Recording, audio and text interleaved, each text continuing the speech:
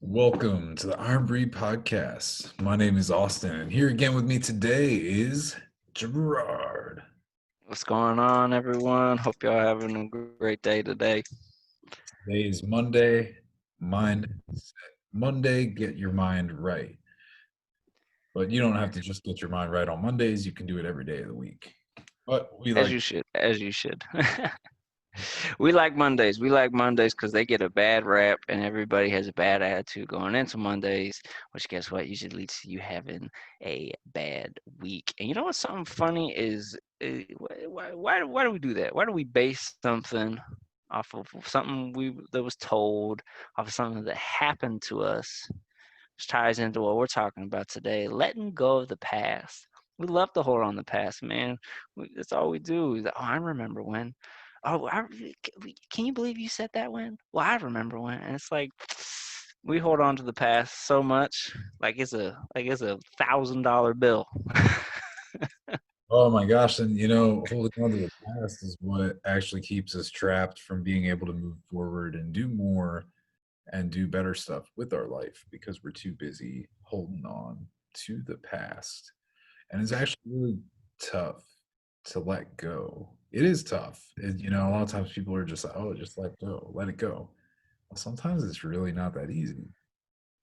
It's really not. Sometimes it ain't frozen. You can't just let it go. And it's a lot of it's because the past is what we have developed our identities in. It's what we're comfortable with. It's what we know. You don't know what's going to happen in the future. Nobody knows what's going to happen in the future. I don't even know what's going to happen in 5 minutes. I mean, yeah, I'm probably going to still be talking on this podcast in 5 minutes, but shit, something could happen. I don't know that. You know what I mean? Like I could not be here. So it's just one of the same, but you don't know that. The future's scary. You don't know where you're going to be in an hour. You don't know where you're going to be in 24 hours. You don't know where you're going to be in a year, 24 years. You don't know. That's what's crazy. And that's what makes it really scary because it's easier to hold on to the past because that's what you know. But I can assure you that when you're stuck in the past and holding on to that past and what you know, you're going to make it impossible for any doors to open in the future. When you got your hand on that one door, if you're watching this on YouTube, you'll see what I'm talking about. But if you're holding on to one door, and you're keeping it open and you're not closing it, you're just keeping it cracked open because you're like, oh, it hurts too much to completely close it. You're never going to be able to grab and open that next door. That's so true, man. That's so true. And it's funny, a lot of times it always seems like we're caught up in the past because we're discontent with right now, the present, and while the future is scary and unknown, we're always thinking like, oh, well, when I can get to that or when I can do that and stuff. But yeah, so our head's in the past. It's clouded by what's ahead. We're just right here, right where we're supposed to be, which is like right now. And so letting go of the past is one of those steps that you can take to really overcoming the things you've been through, overcoming the obstacles. And it doesn't mean forgetting about the past, but what it means is not letting it define you, not letting it be the thing that every time you have a reaction to something, you immediately bounce back to something previous, because that's human existence. We go through something, we learn it, we're like, oh, I don't want to do that. It's when you fell for the first time when you're a kid, when you touch something hot, you learn.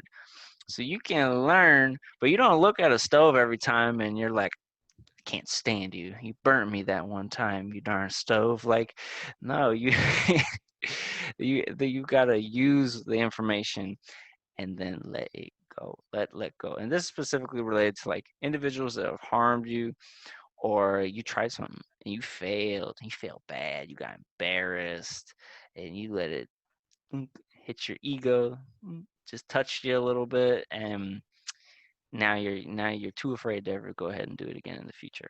You let that past define you. And a great book I recommend, Gerard and I, this was a game changer for both of us here. The Power of Now. I really struggled with holding on to the past and not living in the now and, taking the chances that I've done to jump into the future, jump into the unknown, and The Power of Now. That book, highly recommend. However, what I can say, for however scary the future is, I can assure you that if you're willing to take that chance, take that leap, make that jump, things will generally work out pretty good for you. Now, You'll and it probably be yeah, you'll probably be a happier person, to be honest. may not seem like that because it's scary as shit. It's scary as shit. You know, I picked up and I moved Dallas to, well, in a span of, okay, in a span of like 3 years, right? I left Pennsylvania and I moved down to Dallas.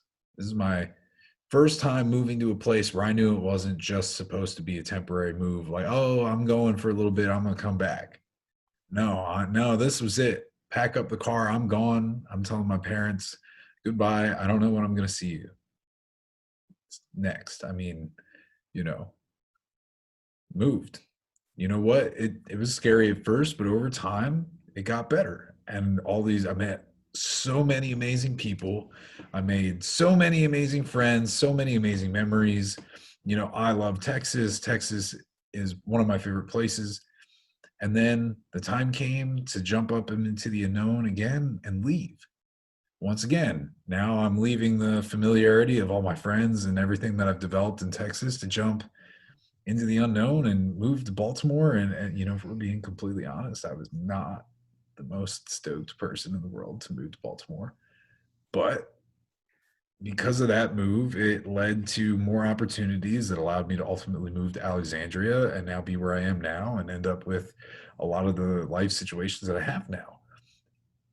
And I would have never been able to predict that, but I am infinitely way happier at this moment now where I am, having taken that leap, than I would have been if I would have just stayed where I was.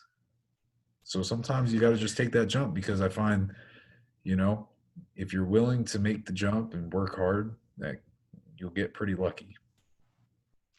It does seem that your luck and odds increase the harder your work. I've heard that from a lot of successful people and believe it to be true.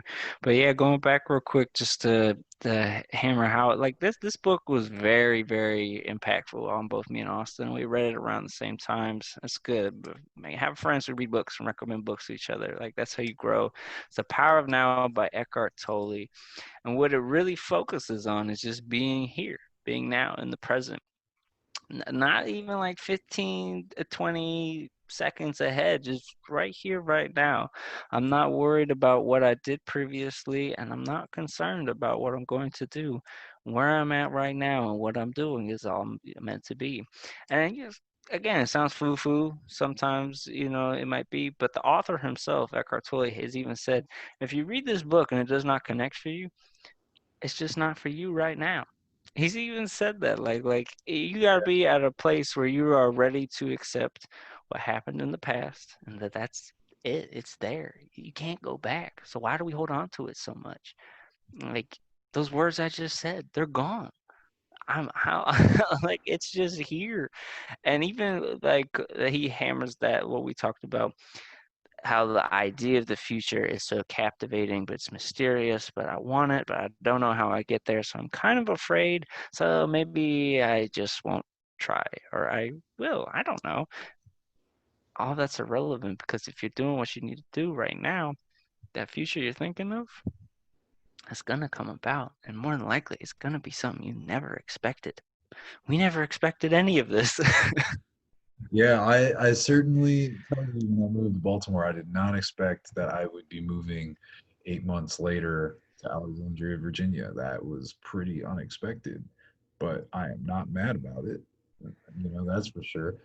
But it's one of those things where, and this is could be a completely other podcast on its own, but you know, you might have expectations of what your future you should look like or what you want it to look like, but really when you set those expectations, you know, now you're creating something in the future and you're putting this pressure on these things to exist. It's okay to say, oh, I'm going to do XYZ, or I'm going to make this company, or I'm going to hit this accomplishment, this goal. You know, it's one thing to have a goal, but to say, I'm going to have exactly like this, well, you know, or this is, oh, I'm going to plan it out and it's going to work exactly like this. Well, shit doesn't work like that.